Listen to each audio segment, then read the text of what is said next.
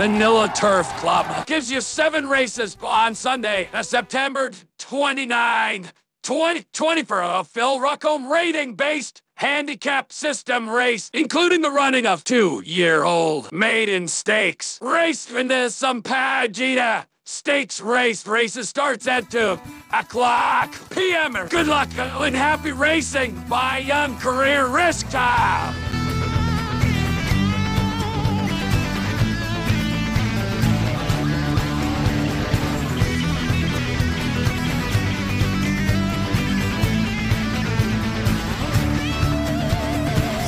Sa programa, matulin daw ang pista, malaking karera, ngayo'y lalarga na. Inaasahan natin ang isang yamado, sumasakay sa hangin tuwing tumatakbo.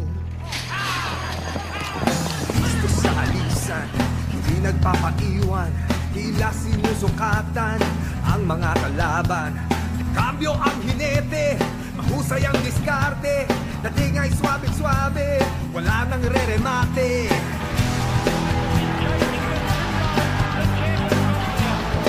Magnificent Charlie goes on to win 5, 6, 7 lengths. What else can we ask for? Windroad, you are a real champion. Bayang karerista, eto na sila. Lumilipad sa pista, kapit na sa taya. Isang huling lulusok para sa tagahanga, sumasabay sa hangin, windblown talaga.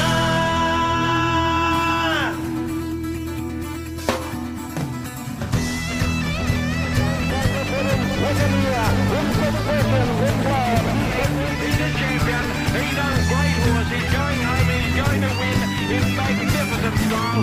Windblown, you're a champion, second in.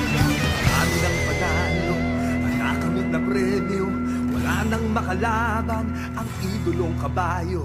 Balik muna sa rancho, magiting na stalyon, anak niya'y abangan, balang araw ay kampyon.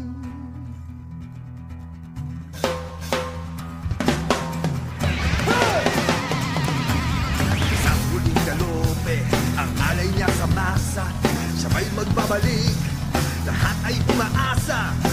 Kailan may hindi malilimutan, sumasabay sa hangin, windblown ang pangalan.